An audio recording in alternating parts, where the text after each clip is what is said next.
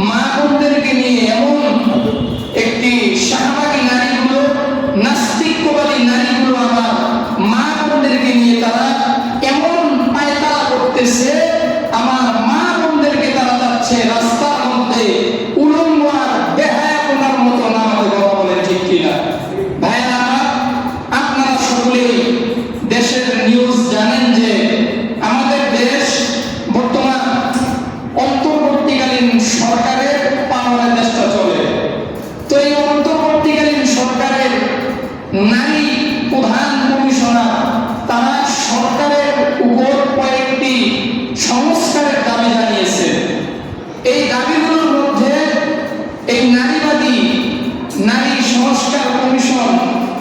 এই নারী তারা প্রধান উপদেষ্টার কাছে তাদের একটি দাবি জানিয়েছেন যে নারীর অধিকার সমান সমান দিতে হবে। বলেন নাউজুবিল্লাহ।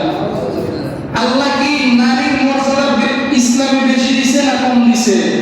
সকলে বলেন কি দিছে? বেশি দিছে না? আর এই নারী সংস্কার কমিশনের এই নারী তারা বলতেছে ইসলাম নাকি নারীকে মানে ফুল অধিকার দেয় নাই। এখন বর্তমান রাষ্ট্রের যে আইনে নারীর অধিকার আছে যে একজন পিতা যদি মৃত্যুবরণ করে পিতার যে ওয়ারিসের জমি এটা যে ছেলে সন্তান পাবে 2 ভাগ আর মেয়ে পাবে 1টা, এটা কোরআনের বিধান।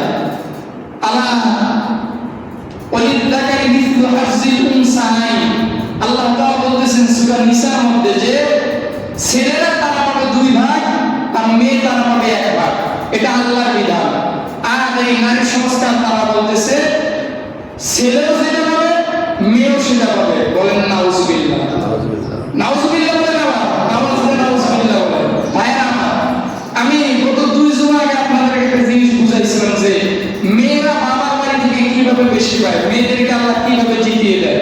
এটা নতুন ভাবে বলবো না, শুধু এতটুকু বলবো ছেলেদেরকে যে আল্লাহ 2 ভাগ দিলেন আর মেয়েদেরকে যে আল্লাহ 1 ভাগ দিলেন, এটা আল্লাহ মেয়েদের উপর জুলুম করে নাই।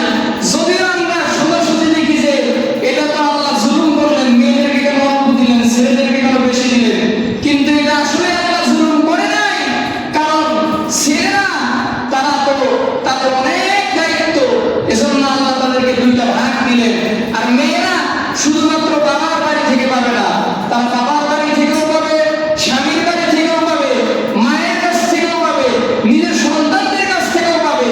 এবং মেয়েদেরকে আল্লাহ এটা বলে নাই যে তোমাদের একটা আহাল আছে এটা তোমাদেরকে চালাতে হবে, কিন্তু ছেলেদের একটা পরিবার আছে এবং আল্লাহ ছেলেদের একটা হক দিয়েছে যে তোমাকে একটা কর্তব্য আছে, এই কর্তব্যটা তোমাকে পালন করতেই হবে। তোমার সন্তান, তোমার বিবি, তোমার আহালকে তোমাকে চালাইতেই হবে। বলেন না আল্লাহু আকবার।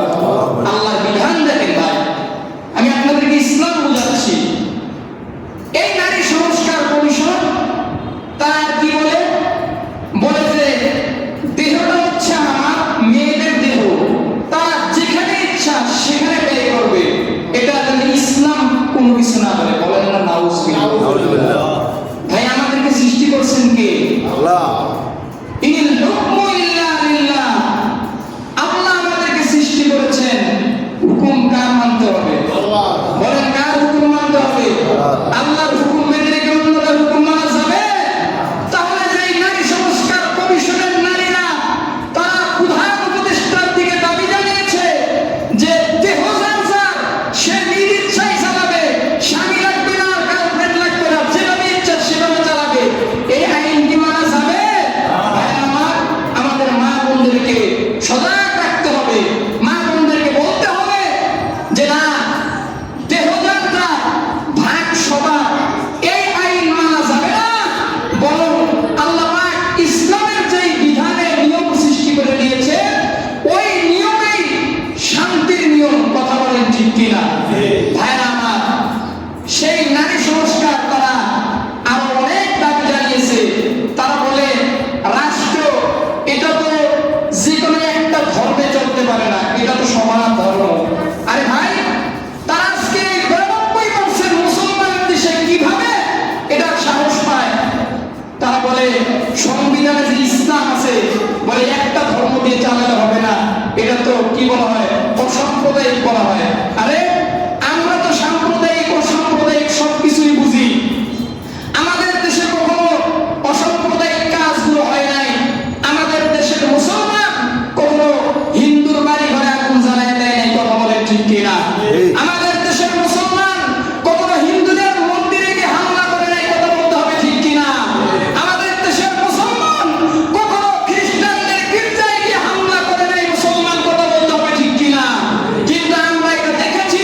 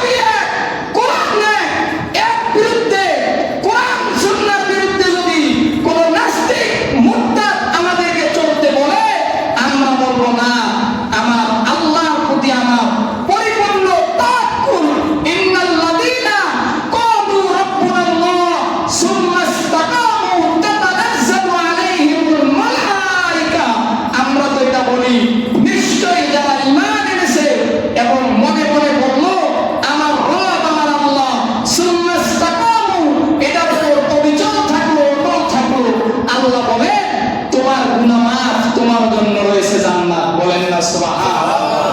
জান্নাত পেতে চান কারা কারা? আলহামদুলিল্লাহ, সবাই পেতে চান। কেউ তো নাই যে আমি জান্নাত চাই না। কেউ কি আছে এমন যে আমি জান্নাত চাই না? সবার মনের মধ্যে একটা লোভ আছে যে জান্নাত চাই। আছে না লোভ? দেখেন, আপনার টাকা হইলে আপনি বাংলাদেশ থেকে কক্সবাজার যান, মালদ্বীপ যান, সিঙ্গাপুর যান, মালয়েশিয়া যান, সৌদি যান, ঘোরাঘুরি করার জন্য যান।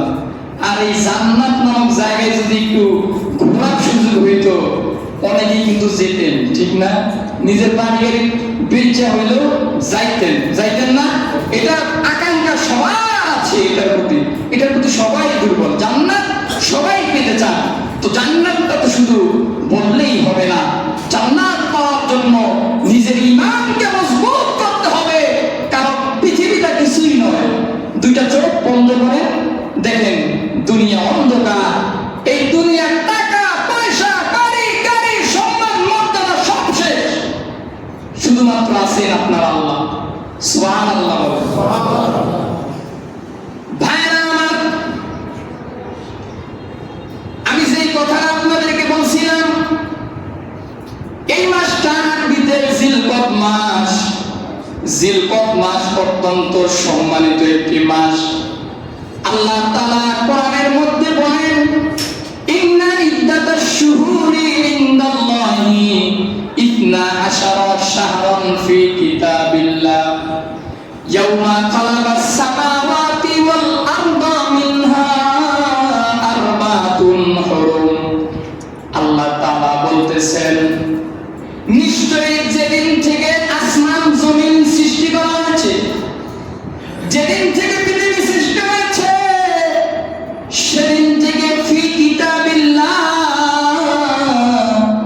সেদিন থেকে আল্লাহর গণনায় 12 মাসে 1 বছর। বলেন সুবহানাল্লাহ। এই 12 মাসের মধ্যে মিনহা আরবাতুন হুরুম, এই 12 মাসের মধ্যে 4টা মাস বড় সম্মানিত। 4 মাসের মধ্যে একটা মাস হচ্ছে জিলকদ, আরেকটা মাস হচ্ছে জিলহজ, আরেকটা মাস হচ্ছে মুহররম, আরেকটা মাস হচ্ছে রজব। এই 4 মাস আল্লাহর কাছে বড় সম্মানিত। জিলকদ মাস কেন এত সম্মানিত? ভাইরা আমার, আপনারা একজন পয়গম্বরের নাম শুনছেন, পয়গম্বর মুসা আলাইহিস সালাতু ওয়াস সালাম। এই পয়গম্বর মুসাকে আল্লাহ তাআলা যেদিন তাওরাত নামক কিতাব পয়গম্বর মুসারে দিয়েছেন, ওই দিনটা, ওই মাসটা ছিল জিলকদ মাস। সুবহানাল্লাহ। দেখেন, আমার কথা বুঝেন। সুবহানাল্লাহ। ঠিক বেঠিক যেখানে বলতে হবে এটা বলবেন তো ইনশাআল্লাহ। ভাইরা আমার, তো রমজান মাসে কোন কিতাব নাযিল হয়েছে? সকলে বলেন কোরআন। কি নাযিল হয়েছে? কোরআন নাযিল হওয়ার কারণে রমজান মাসের নাম হয়েছে না? আল্লাহ তাআলা বলতেছেন, শাহরু রমাদানাল্লাযী উনজিলা ফীহিল কুরআনি হুদাল লিন-নাসি ওয়া বাইয়িনাতিন মিনাল হুদা ওয়াল ফুরকান। আল্লাহ তাআলা বলতেছেন যে রমজান মাস, এই মাসে আমি আল্লাহ কোরআন নাযিল করেছি। বলেন না সুবহানাল্লাহ। তাহলে জিলকদ মাস কেন এত দামি? আল্লাহ তাআলা পয়গম্বর মুসার উপর যেই মাসে তাওরাত কিতাব নাযিল করেছেন, ওই মাসটা হলো জিলকদ মাস। আরেকবার বলেন সুবহানাল্লাহ। বনি ইসরাইলের লোকেরা আল্লাহর পক্ষ থেকে কত নিয়ামত খাইলো। আল্লাহর নিয়ামত পাওয়ার পর বনি ইসরাইলের লোকরা আল্লাহর ইবাদত করলো না। আল্লাহ তাআলা বনি ইসরাইলের লোকদেরকে মান্না সালওয়া খাওয়াইলেন, তারপরে তারা আল্লাহর ইবাদত করলো না। আল্লাহ তাআলা তাদেরকে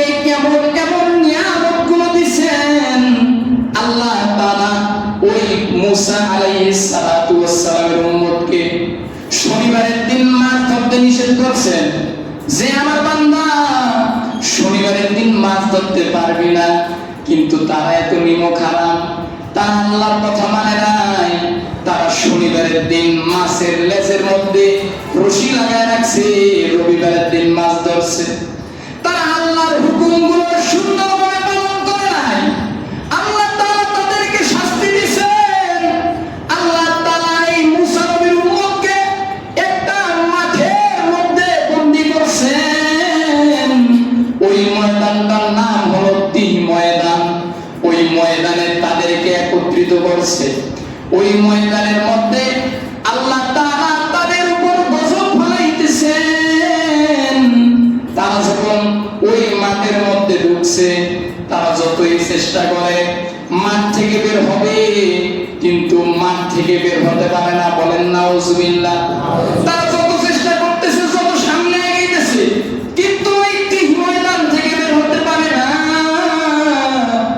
এক পর্যায়ে তারা যখন আল্লাহর গজবগুলো সহ্য করতে পারে না, পয়গম্বর মুসার উম্মতেরা পয়গম্বর মুসাকে ডাক দিয়ে বলে, ও পয়গম্বর, আপনার আল্লাহর কাছে একটু দোয়া করেন, আমাদের আযাবটাকে যেন আল্লাহ একটু শান্তিদায়ক আযাব বানায় দেয়। বলেন সুবহানাল্লাহ। তারা পয়গম্বর মুসা বলতেছে, ও আমাদের পয়গম্বর, আপনি একটু আল্লাহর কাছে বলেন, আল্লাহ তো আমাদেরকে শাস্তি দিতেছে, আপনিও তো দেখতেছেন, এই শাস্তিটা যেন একটু শান্তিদায়ক শাস্তি হয়। কি দায়ক শাস্তি হয়?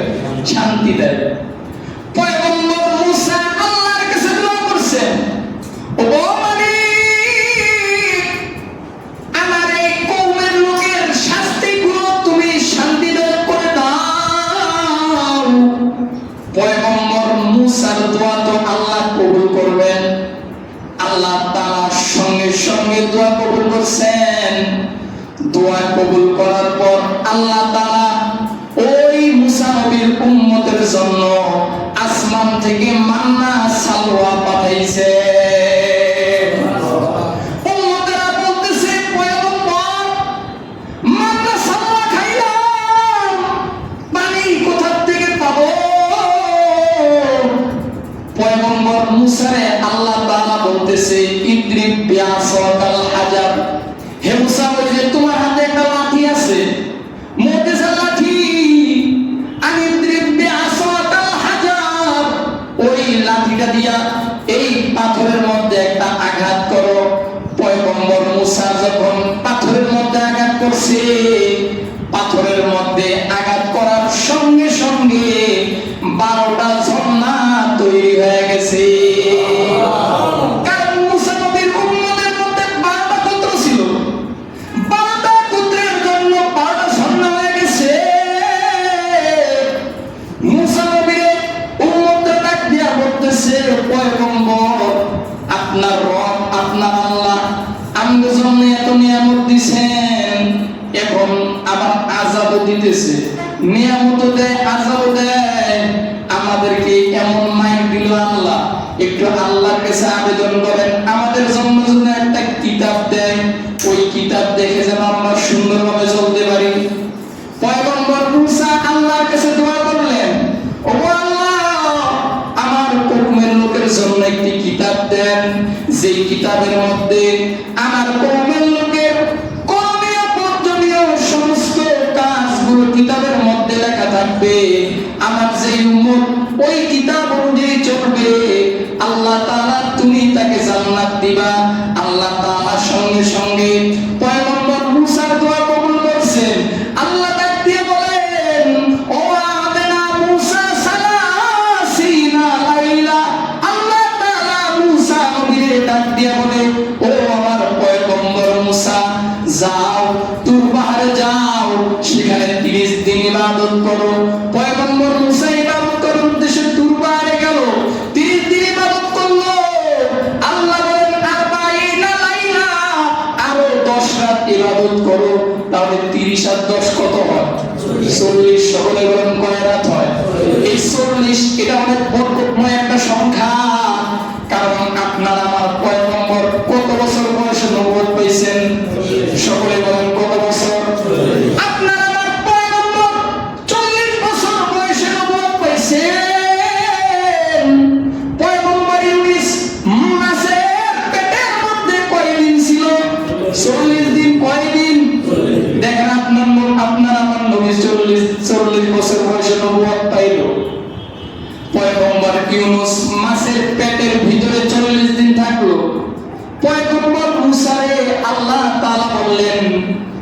বন্ধু মুসা তুর পাহাড়ে 40 রাত ইবাদত করো।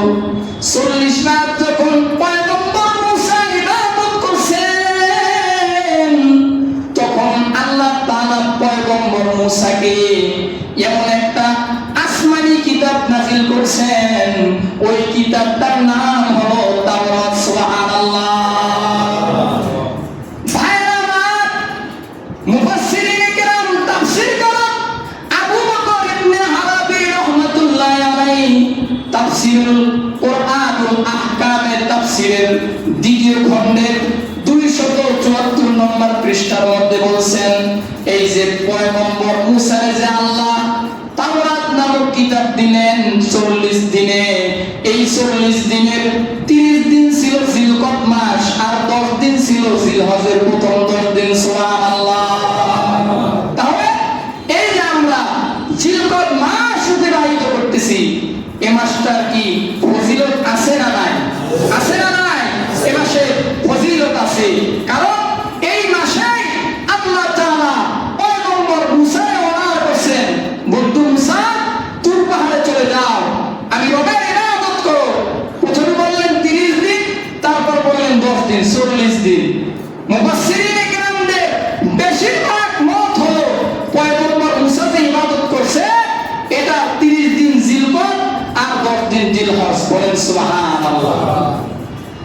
ভাইরা আমার, এবার আরেকটা জবাব দেন, বলেন তো আপনার আমার পয়গম্বর জীবনে উমরা করছেন কয়বার? কে বলতে পারবেন? কয়বার উমরা করছেন নবী? 4 বার করছেন। কয়বার? নবী জীবনে 4 বার উমরা করছেন। হজ করছেন কয়বার? 1 বার। কয়বার? মাশাআল্লাহ, ওই পিছন থেকে এক ভাই বলছেন 1 বার। মাশাআল্লাহ। নবীজি জীবনে উমরা করছেন 4 বার। এই 4 বারের মধ্যে নবী 3 বার উমরা করছেন জিলকদ মাসে। বলেন সুবহানাল্লাহ। এটা আমার বানানো কোনো কথা না। নবীজির একজন স্ত্রী আম্মা জানা আয়েশা সিদ্দিকা রাদিয়াল্লাহু আনহা তিনি বলেছেন, আম্মা জানা আয়েশা বলেন, আল্লাহর নবী উমরা করেন, এটা অন্য কোনো মাসে না, আল্লাহর নবী জিলকদ মাসে উমরা করছেন। বলেন সুবহানাল্লাহ। আনাস ইবনে মালিক থেকে একটা হাদিস বর্ণিত আছে, মুসলিম শরীফের হাদিস, হুদায়বিয়ার সন্ধির পর আল্লাহর রাসূলকে সাহাবী সহ ওই কাফিরগুলো উমরা করতে দেয় নাই। হুদায়বিয়ার সন্ধিতে আল্লাহর রাসূল ওই কাফেরদের সাথে একটা সন্ধি করছে যে আমি আমার 12,000 14,000 উম্মত সাহাবী নিয়া এই বছর উমরা করব। বলেন সুবহানাল্লাহ। এই যে 3টা উমরা করছে, 3টা উমরার একটা উমরা হচ্ছে হুদায়বিয়ার সন্ধির সময়, দ্বিতীয় উমরা আনাস ইবনে মালিক মুসলিম শরীফের হাদিসের মধ্যে বলতেছেন, দ্বিতীয় উমরা আল্লাহর রাসূল হুদায়বিয়ার সন্ধির 1 বছর পরে করেছেন। 3 নম্বর উমরা আল্লাহর রাসূল হুদায়বিয়ার যুদ্ধের গনিমতের মাল যখন মুসলমানরা পেল, গনিমতের মাল নিয়ে আল্লাহর রাসূল 3 নম্বর উমরা করেছেন। বলেন সুবহানাল্লাহ। এবং চতুর্থ যেই উমরা আল্লাহর রাসূল করেছেন, ওই যে আল্লাহর রাসূল বিদায় হজ করেছেন, আপনার আমার পয়গম্বর যখন জীবনে একটা বড় হজ করছেন, বিদায় হজ, সেই হজটা যখন করছে, হজ তো আল্লাহর রাসূল জিলহজের 8 তারিখ থেকে কুরবানির কাজ, হজের কাজগুলো আঞ্জাম দিয়েছেন, কিন্তু হাদিসের কিতাবের মধ্যে আছে আল্লাহর রাসূল জিলকদ মাসের 4 নম্বর উমরাটা করেছে। তাহলে এই জিলকদ মাসে অনেক দাম প্রিয় ভাইরা, যেহেতু এই মাসটা কার কাছে দাম? বলেন না কার কাছে? আল্লাহর কাছে সম্মানিত। মনে করেন আপনার বাবা যদি আপনার এলাকার এক মুরব্বীকে সম্মান করে কিংবা একজন মুরব্বী যদি মহব্বত করে, বলেন তো আপনার বাবার দেখা দেখে আপনি কি মহব্বত করবেন না? করবেন কিনা? বাবার ধারাবাহিকতা কিন্তু আপনিও করবেন যে না, এই লোকটা আমার বাবার খুব সম্মানিত, আমাকেও তাকে সম্মান করতে হবে। সবার সাথে তো মানুষ সম্মান দেখাবে, আমি এটা করতেছি না বেয়াদবি করতে হবে অন্য লোকের সাথে, যে বাবার সিলসিলায় যে বাবাও মহব্বত করে আমিও মহব্বত করি। আরে ভাই, আপনার এই 4টা মাসকে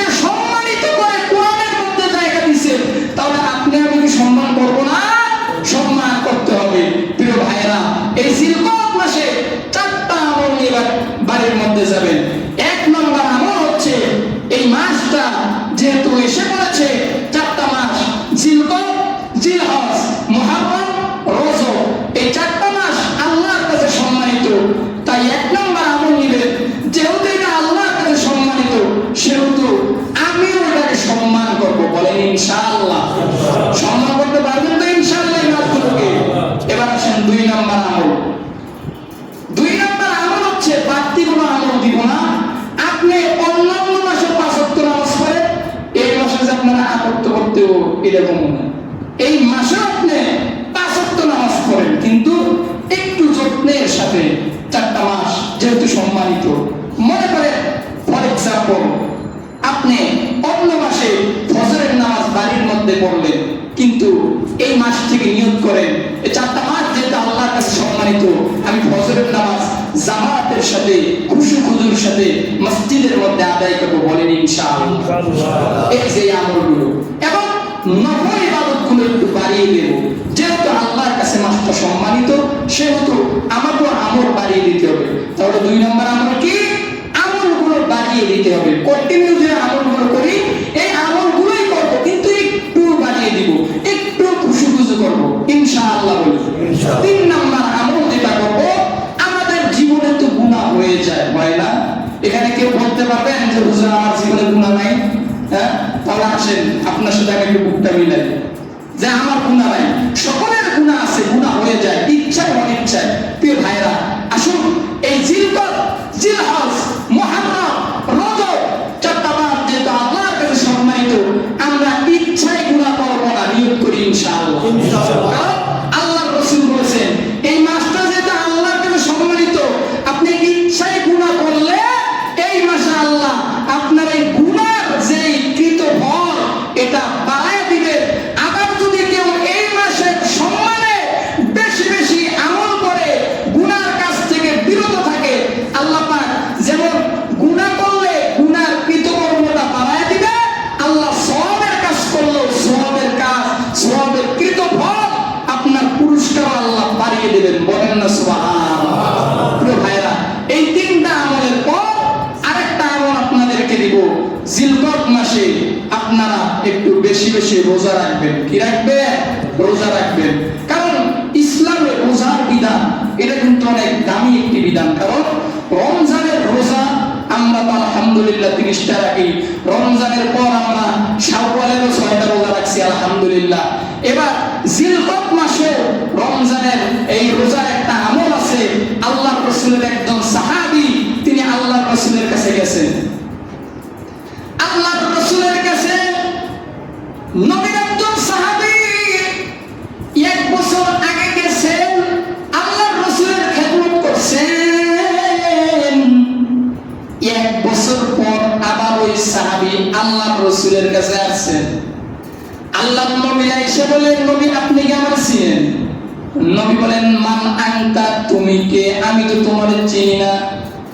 বলে, ইয়া রাসূলুল্লাহ আমি তো আপনার অমুক সাহাবী, 1 বছর আগে আসছি। আল্লাহর রাসূল বলেন, তুমি কিভাবে এরকম চেঞ্জ হইলা? ওই সাহাবী ডাক দিয়ে বলে, ইয়া রাসূলুল্লাহ, ইয়া হাবিবাল্লাহ, আপনার দরবারে আমি যখন 1 বছর আগে আসছিলাম, ওই দিন থেকে আমি কোনদিন দিনের বেলা খানা খাই নাই, শুধুমাত্র রাতের বেলা খানা খাইছি, সারা বছর রোজা রাখছি। বলেন সুবহানাল্লাহ। মানে আল্লাহর রাসূল কেন তাকে চিনতে পারেন নাই? কারণ ওই সময় তিনার শরীরটা ছিল অনেক ফিটফাট, একদম অনেক মোটা কাটা, কিন্তু 1টা বছর পর যখন নবীর কাছে আসছে অনেক চিকন দুর্বল হয়ে গেছে, এজন্য আল্লাহর রাসূল চিনে নাই। তখন সাহাবী বলল, ইয়া রাসূলুল্লাহ আমি তো সারাটা বছর রোজা রাখছি। আল্লাহর রাসূল বলেন, তোমাকে সারা বছর রোজা রাখতে হবে না, তুমি রমজানের রোজা রাখার পর তুমি প্রত্যেক মাসে একটা রোজা রাখবা। সাহাবী বলেন, না ইয়া রাসূলুল্লাহ আমার একটা রোজার চেয়ে বেশি রোজা রাখার সামর্থ্য আছে। তখন আল্লাহর রাসূল বলেন, তুমি 2টা রোজা রাখবা। সাহাবী আবার বললেন, নবীজি না আরো রোজা রাখার শক্তি আছে। তখন আল্লাহর রাসূল বলেন, তুমি 3টা রোজা রাখবা। এবং আল্লাহর রাসূল তাকে বলছেন যে জিলকদ মাস আল্লাহর সম্মানিত মাসগুলো যখন আসবে তখন এই 4 মাসে তুমি 3 দিন পর পর রোজা রাখবা। অর্থাৎ 3 দিন রোজা রাখবা, 3 দিন উপাস্য থাকবা, আবার 3 দিন রোজা রাখবা, 3 দিন উপাস্য থাকবা, মানে 3 দিন পর পর পর রোজা রাখার আমল করতে পারবো তো ইনশাআল্লাহ? ভাইয়েরা আমার, এটা আল্লাহর রাসূলের একজন সাহাবীর আমল, আপনারাও করতে পারেন। আর রোজা এটা তো মানুষের শরীরে অনেক উপকার কিনা। আর রোজার মাধ্যমে মানুষ গুনাহ থেকে বেঁচে যায়। কি থেকে বেঁচে যায়? গুনাহ থেকে। কারণ আপনি যখন রোজা থাকবেন তখন আপনার মুখ দিয়ে মিথ্যা কথা বের হবে না। বের হবে? কারণ আমি বদনাম করবেন, এটা বের হবে না। প্রিয় ভাইয়েরা, তাই আসুন এই জিলকদ মাসের যে চারটা আমল দিছি করতে পারবেন তো ইনশাআল্লাহ? এক নম্বর আমল, এই চারটা মাসকে আমরা সম্মান করব, যেহেতু আমার আল্লাহ সম্মান করতেছেন। দুই নম্বর, কন্টিনিউ আমলগুলো করি, এগুলো একটু মনোযোগের সহিত করব। তিন নম্বর কোন আমল দিছিলাম মনে আছে আপনাদের? তিন নম্বর আমল দিছি যে একটু বাড়ায় আমল করবেন। মাশাআল্লাহ, সুন্দর জবাব দিছেন। চার নম্বর, রোজাগুলো সুন্দরভাবে রাখতে পারবো তো ইনশাআল্লাহ? প্রিয় ভাইরা, প্রথমেই একটা কথা বলছিলাম, দেশটা বর্তমান মুসিবত হয়ে গেছে, ফিতনা ফাসাদ হয়ে গেছে। আপনারা সকলেই জানেন যে এই নারী সংস্কার কমিশন নিয়ে এদেশে ভয়াবহ মারাত্মক একটি গরম হয়ে চলতেছে। আমরা আমাদের মা বোনদেরকে সজাগ করব, তারা যেন ওই নারী সংস্কার কমিশনের যে দাবিগুলো আছে এগুলোতে যেন তারা ঐক্যমত পোষণ না করে। মা বোনদেরকে আপনি বুঝাবেন, ইসলাম তোমাকে যে অধিকার দিছে এটাই আলহামদুলিল্লাহ। ইসলাম নারীকে সমান অধিকার, এর চেয়ে বেশি অধিকার দিয়েছেন ইসলাম। কথা বলেন ঠিক কিনা? প্রিয় ভাইরা, এই বিষয়ে আমি আগে আলোচনা করেছি, প্রথমে আলোচনা করেছি, অনেকে শুনেন নাই। ভাইরা আমার, আমি সর্বশেষ যেই কথাটা বলবো, ইসলাম নারীকে যেই অধিকার দিয়েছে, যেই সুযোগ সুবিধা দিয়েছে, অন্যান্য ধর্মে সেই সুযোগ সুবিধা দেয় নাই। তাই আজকে যারা এই মুসলমানের দেশে, বাংলাদেশে মুসলমানদের আইন, কোরআন সুন্নাহ বিরোধী আইন তারা এদেশে পাশ করতে চায়, তারা এদেশে পশ্চিমকালেও পাশ করতে পারবে না।